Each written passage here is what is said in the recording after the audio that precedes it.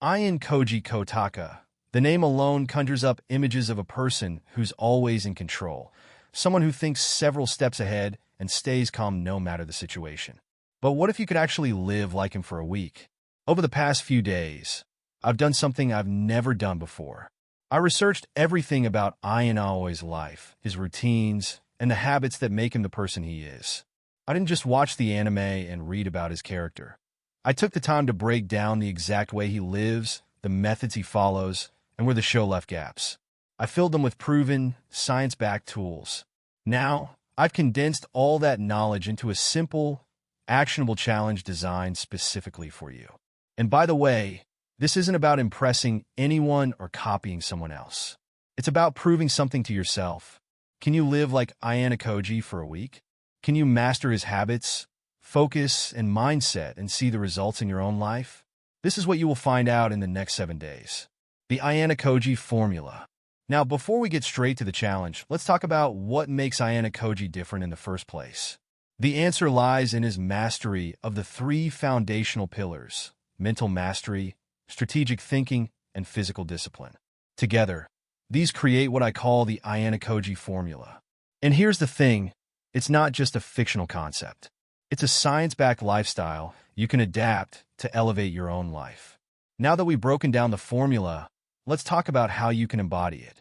Over the next 7 days, we're going to take the Ayanokoji Formula and turn it into action. Each day, you'll focus on mastering a specific aspect of his lifestyle so that you can gradually build the habits and mindset that define his character. Think of it as a blueprint for transformation. Simple, actionable steps that will push you to think sharper, act smarter, and live with more discipline. So, here's the plan. 7 days, 7 transformations. Let's get straight into it. Day 1. Lay the foundation before you raise the walls. On day 1, let's start with one of Ayanokoji Aoi's most fundamental but also powerful habits: structure and preparation. Think about it. He never walks into a situation unprepared. Every action he takes, every move he makes is part of a design plan. One thing is clear. Ayanokoji knows the value of structuring his time and actions. And while he doesn't show us his calendar, his approach is proof that he has an internal system to organize everything. Now, what can we learn from this? To live like Ayanokoji, you need to structure your week. This starts with one simple tool: a calendar. Your calendar isn't just a schedule, it's your second brain. It's a place where you offload all those unnecessary mental reminders, so you're not constantly trying to remember everything in your head. Write down your homework, exam dates, deadlines, even personal goals.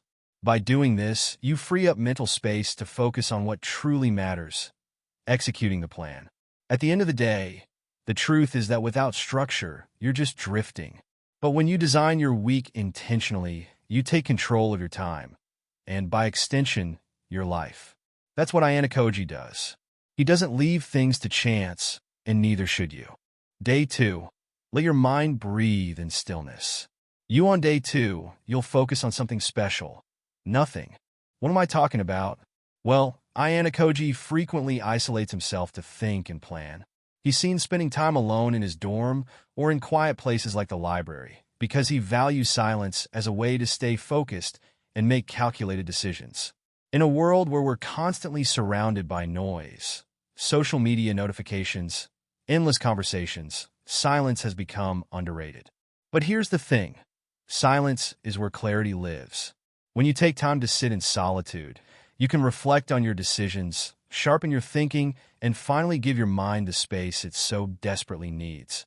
So how can you apply this in your own life? Dedicate time every day to silence and self-reflection. This could be as simple as sitting alone for 5 to 10 minutes without distractions. Turn off your phone, step away from the noise, and just think. Ask yourself, what went well today? What can I improve on? What's my next priority?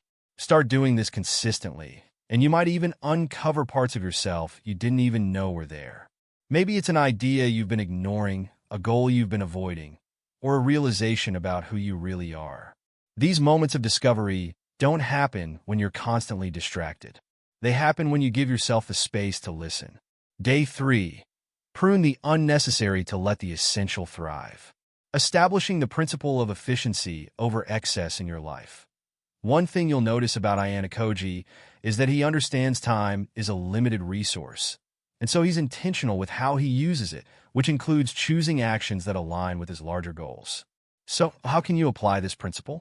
Take a step back and evaluate where you're spending your time and energy. Are you working on tasks that bring you closer to your goals, or are you getting caught up in things that don't matter? Try adopting a minimalist approach in your routine. For example, instead of filling your day with endless to-dos, focus on the few things that will make the biggest impact.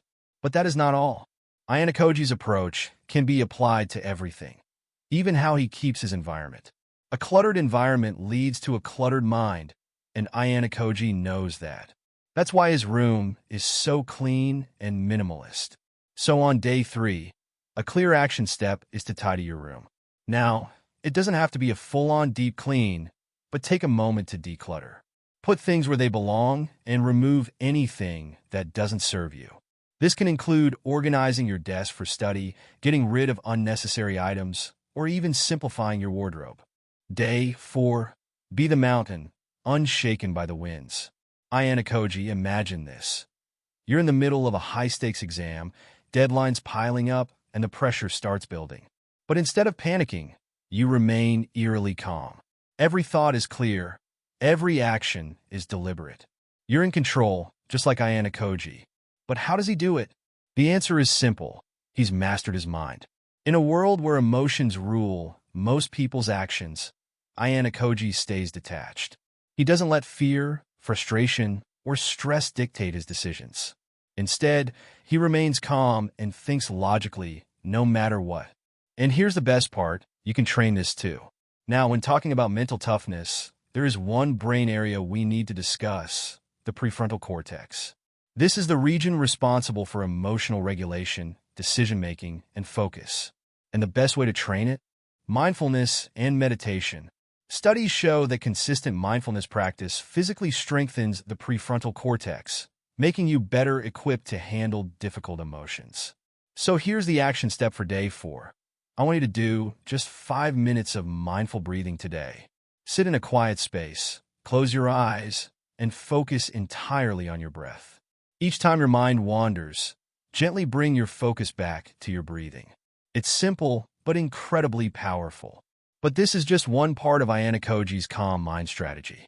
If you want to go deeper into the full framework of how to train your mind like Ayanokoji, I've created an entire video that walks you through the exact system, from emotional control techniques to building a mental framework that keeps you unshakable under pressure. This is just a teaser. Watch the full video to master the rest. Day 5. Strengthen your body as a means to fortify the mind. You see, Ayanokoji isn't just sharp mentally. He also takes care of his body, and that's what we will explore on day 5. It's often easy to overlook the fact that Ayanokoji maintains a low profile but consistent physical routine. He doesn't overexert himself or make a show of it, but his physical discipline is a key part of his ability to stay sharp and execute his plans. Why is this so important? Your body is the vessel that carries your mind.